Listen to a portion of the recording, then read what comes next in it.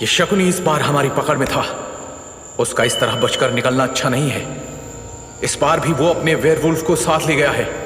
तानी ने अपनी तलवार उठाई और चीनी पर बंधी तंत्र की रस्सियों को काटने के लिए बढ़ी। तलवार की चमक और उसकी भयानक शक्ति की एक कशिश हवा में फैल गई। जरा ध्यान से तानी, मुझे इस तलवार से अच्छी वाइब्स नहीं आ रही है। मुझे कुछ नहीं होना चाहिए। चिंता मत करो चीनी, ये तलवार अपने मालिक के हिसाब से चलती है। चीनी एक पल के लिए तानी की तरफ देखती है। उसके चेहरे पर एक मुस्कुराहट आ गई। वो सोचने लगी, अगर सब कुछ सामान्य होता तो शायद वो और तानी अच्छी दोस्त होती। लेकिन फिर वो अपने असली रूप में लौट आई।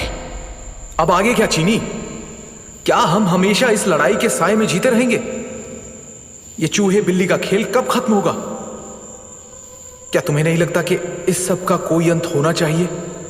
जब दो लोगों का एक ही लक्ष्य होता है तो संघर्ष तब तक चलता है जब तक एक को अपना लक्ष्य मिल ना जाए। तुमने तो पहले ही अपना रास्ता चुना हुआ है अर्जुन। अर्जुन चीनी की आंखों में देखता है। उसके चेहरे पर एक जिद थी। अर्जुन ने गहरी सांस लेकर अपना गुस्सा दबाया। चीनी, हर लड़ाई जरूरी नहीं होती। कभी कभी अपने हालात से समझौता भी कर लेना चाहिए। यह हम सब के लिए बेहतर होगा।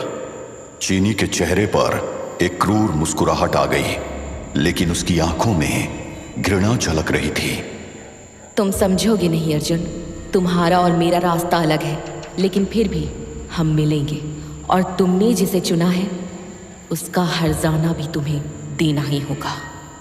अर्जुन अपनी आंखों में एक नरमी ले आया। उसने अपने हाथ को बढ़ाया जैसे वो चीनी को समझाने की कोशिश कर रहा हो। चीनी, कभी तो रुक कर सोचो। तुम तानी को मारने की बात कर रही हो। क्या उसके बाद मैं तुम्हारे साथ खुश रह पाऊंगा? क्या तुम्हें लगता है कि ये सब करके तुम्हें जो चाहिए वो मिल जाएगा? लेकिन चीनी अर्जुन की बात सुनने के मन में नहीं थी। उसने अपने हाथ को झटक कर पीछे हटा लिया। खुश रहना मेरे लक्ष्य का हिस्सा नहीं है अर्जुन। मुझे सिर्फ तुम्हें पाना है, और अगर उसके लिए मुझे सब कुछ खत्म भी करना पड़े तो मैं तैयार हूं। जैसे तुम मुझे समझा रहे हो वैसे तानी के साथ कोशिश क्यों नहीं करते? उसका प्यार तुम्हें बेकार क्यों नहीं लगता?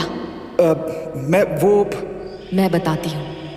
प्यार में लॉजिक नहीं चलता, इसीलिए एक प्यार करने वाले के लिए ये समझना अपने आप में इलॉजिकल है कि वो जिससे प्यार करता है उसे छोड़ दे।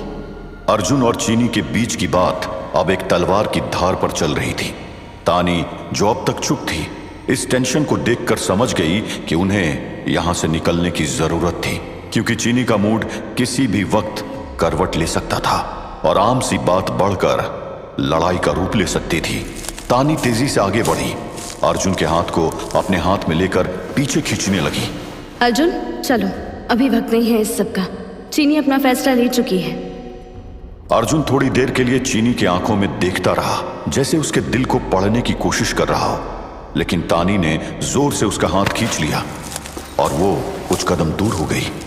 ठीक है तानी, इस बार तुमने मेरी जान बचाई है, इसलिए तुम्हें जीने दे रही हूं। लेकिन याद रहे, मैं जल्द ही लौटूंगी, अर्जुन को हमेशा के लिए पाने के लिए, और उस रास्ते में जो भी आएगा उसका अंत कर दूंगी। अपनी चेतावनी को तुम खुद पर लागू रखो चीनी। इस बार मेरी तलवार ने अगर तुम्हारी गर्दन बचाई है तो अगली बार काट भी सकती है। इस बार आर पार की लड़ाई होगी। अचानक दूर से एक नकाबपोश आदमी दिखाई देता है। उसके हाथ में एक चमकीली रस्सी थी। वो तेजी से अपनी रस्सी घुमाता है और तानी के हाथ से मां काली का तलवार छीनकर पलट जाता है। वो क्या था? सब कुछ इतनी जल्दी हुआ कि तानी को समझने का मौका ही नहीं मिला। चीनी, तानी और अर्जुन उस नकाबपोश के पीछे दौड़ पड़े, लेकिन चीनी अपनी बढ़ी हुई शक्तियों की वजह से तेजी से आगे निकल गई। वो अपनी सारी शक्तियां जमा कर उसका पीछा करती है। ऐसा लग रहा था वो हवा में तैर रही हो।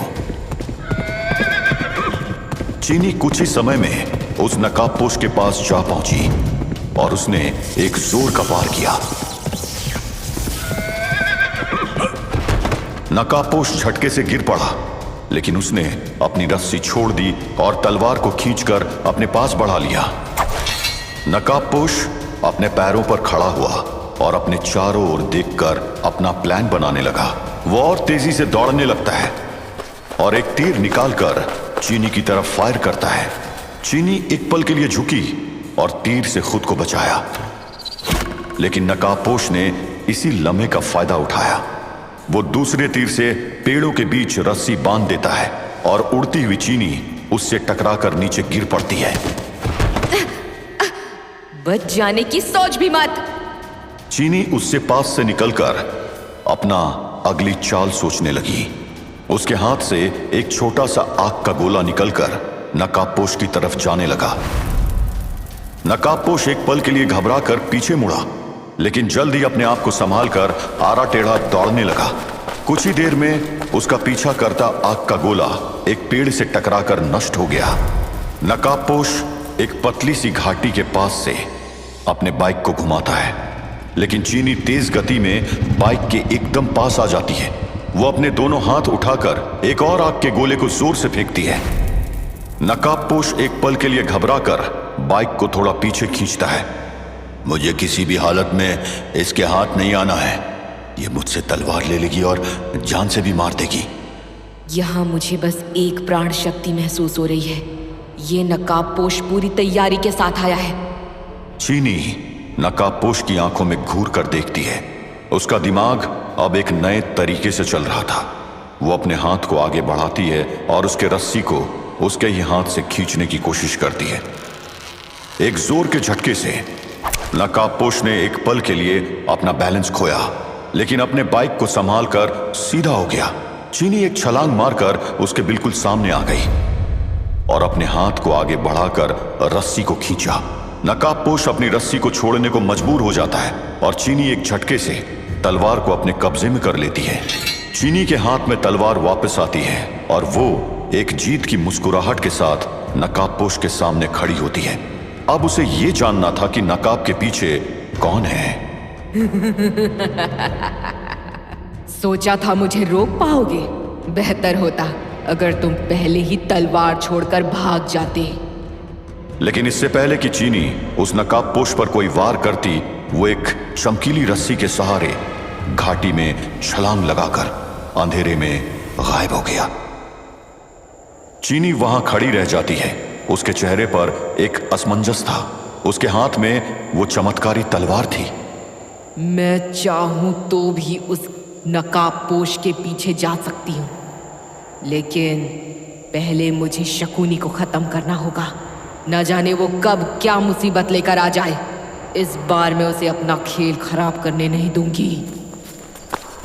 तानी और अर्जुन चीनी की तरफ तेज कदमों से बढ़ते हैं। तानी की आंखों में उलझन थी और अर्जुन के चेहरे पर एक बेचैनी थी। चीनी, तुम्हें चमत्कारी तलवार मिल गई है, लेकिन वो नकाबपोश कौन था? तुमने उसे पहचाना? हाँ, तलवार तो मिल गया, लेकिन नकाबपोश अब भी एक पहेली है। शायद शकुनी का वो नया गुलाम है, क्योंकि वो बहुत फुर्तीला और चालाक था, तभी वो मुझसे बचकर निकल गया। चीनी, ये तलवार मुझे वापस करो। ये तलवार अच्छाई की शक्ति का प्रतीक है। चीनी ने एक पल के लिए तानी की तरफ देखा, फिर मुस्कुराते हुए नाटक करने लगी जैसे कि वो तलवार वापस कर रही हो। पर जैसे ही तानी ने तलवार लेने के लिए अपना हाथ बढ़ाया, चीनी एकदम से पीछे हटी और हवा में उछल गई।